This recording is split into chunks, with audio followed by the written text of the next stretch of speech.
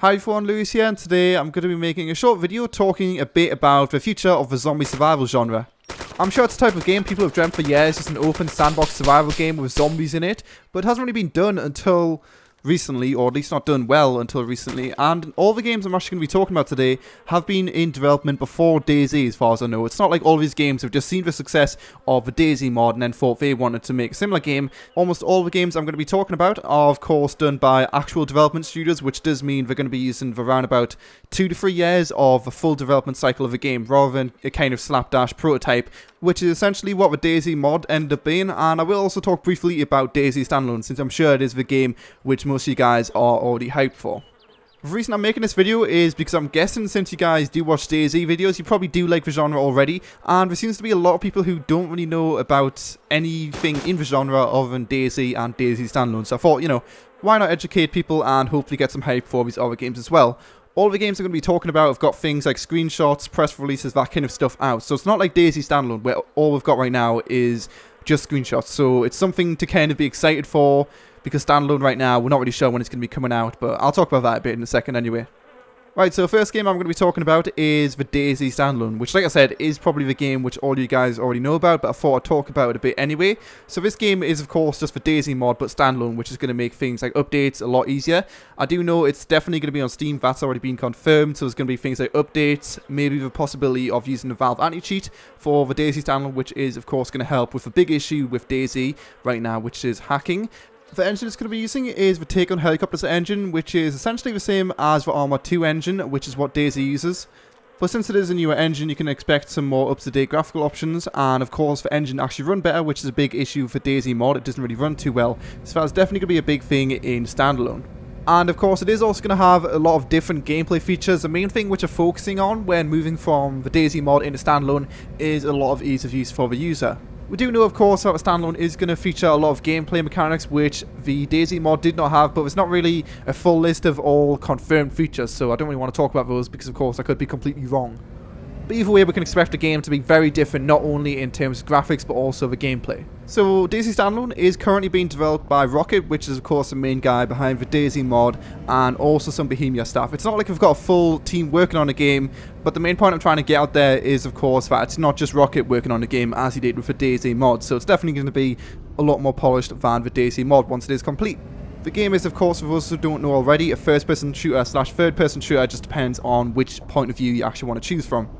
DayZ Standalone is going to have a structure similar to Minecraft in that there's going to be updates every week or so it's not just going to be something which is going to be released and then that's that, enjoy playing it. It's going to be something which is going to be constantly getting updates from the developers, which is definitely something awesome and unique about this game. So the game was originally planned for a release date of December 2012, but it's then been pushed back. There's no confirmation of any date. I'd assume since it was, pushed back from that original date, that it's probably going to be released somewhere in the next 3 months, just Q1 of 2013, I'd expect the release to be, but of course that's not confirmed. Rocket has had a few big changes with the engine, so it's understandable that the game's been pushed back, and like I said, I'd expect it to be released in the first 3 months of 2013. Right, so now that that's out of the way, it's time to talk about games you guys probably haven't heard of. So the first game is called The Dead Linger, which is actually a Kickstarter project which was started back in April, which was around about the same time that the DayZ mod was actually released, but this game has been in development before the DayZ mod. It's made by a development studio called Sandswept, which have only made one game before called Detour just recently, so they are a startup company, but the game does look promising either way. The really interesting and unique thing about this game is that the entire map is actually procedurally generated. For those who don't know what that means, for example, when the player first starts up single player, the entire map will be generated. So things like cities, the loot, the buildings, all that kind of stuff will be generated as soon as the player starts playing single player. The game does also feature multiplayer, which of course in that case it would just be when the server first goes up, it would generate the map. So it would be a new experience each time, which is definitely something awesome if the generation is done well. The game's a first-person shooter. You can actually try out the alpha right now. It was released back in Halloween, and since the alpha release have been adding some new features and just updating the game as a whole over weeks. Right now, it's not really what I'd call a playable game, which is why you might have noticed I haven't made any videos on it since I have actually bought the game. But it's still something interesting to follow since I've noticed a lot of big updates back from the release of the alpha, which like I said was in Halloween of 2012 all the way up to now, and I'd imagine in just a few months it's probably going to be in a lot better of a state than it is right now, and if the actual generation of a map is done well, then it's going to be really interesting to play that on multiplayer with friends, so it's definitely something you should check out whilst it's still in the early development stages. So the next game I'm going to be talking about is called Dead Matter, which is actually a mod for Crysis 2. It is a first-person shooter. It's developed by, as far as I can tell, only one person, or that's the main guy behind the game. There is, of course, a guy doing graphics, that kind of stuff. But the main person behind it is called Johnny Guitar. The game was actually released in open alpha back on Christmas Day, so if you want to go check out the mod, if you do already have Crysis 2 for PC, then, just Google it, and you can go actually play the game right now. The game right now is actually only single player, and of course it is on the Crytek engine since it is a mod for Crysis 2, so that is definitely something which is interesting about the game. It is a really good engine to make a game on. What I've heard from a developer is that it actually plans on making the game end up similar to the DayZ mod, in that it's going to be the original Foundations, which is the mod, and then from that it's going to make the standalone on still the CryEngine, but it's going to be a completely standalone game and not just a mod for Crysis 2, which really does open up the doors for the potential of an actual standalone game, because as you can imagine, making a mod for a game, it's somewhat limited. You can't do anything you want, but with standalone, you can do literally anything that you want to do with the game. Like I said before, the actual Dead Matter mod is only single player, but there is plans to include multiplayer on the full release of the standalone. Since the game is still in alpha, the game is of course receiving updates every week or so, similar to some of the other games I've talked about so far. It's definitely something you should check out if you do already have Crysis 2, since the actual mod is completely free. So the next game I'm going to be talking about is also a Kickstarter, similar to Dead Linger, but this time this Kickstarter was started back in June, which is of course later than the April Kickstarter for the Dead Linger.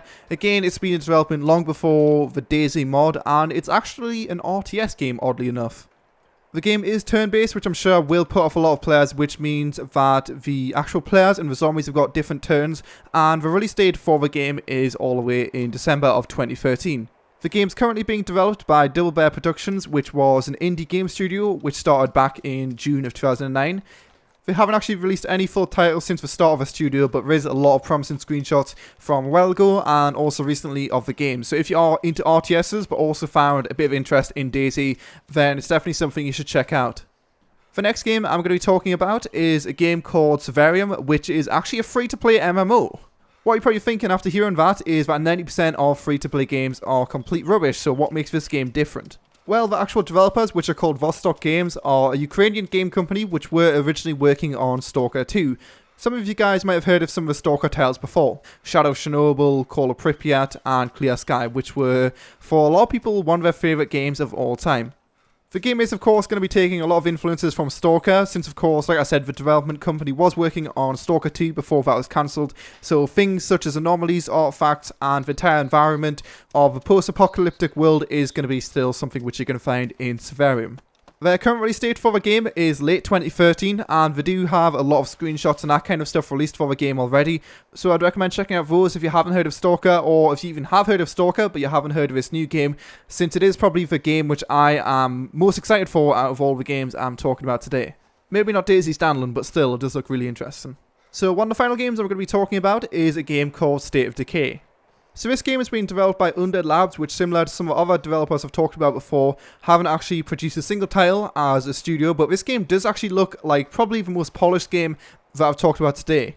The game does look very arcadey. It's a third-person shooter, and what I can see from the gameplay videos is that the game is essentially Just Cause, but with zombies, which is a good thing. The game doesn't currently have a release date, but it's probably going to come out sometime in 2013. Since this is one of the only games which I've talked about today which you can actually see some videos of and aren't already released, definitely check them out to see if it is going to be something which would interest you. Just to get people a bit excited as well, this is actually the only game which is not only going to be releasing on PC but also Xbox. Since a lot of people don't have a good enough PC to run a lot of these titles, it is nice to see that it is also going to be coming out on Xbox.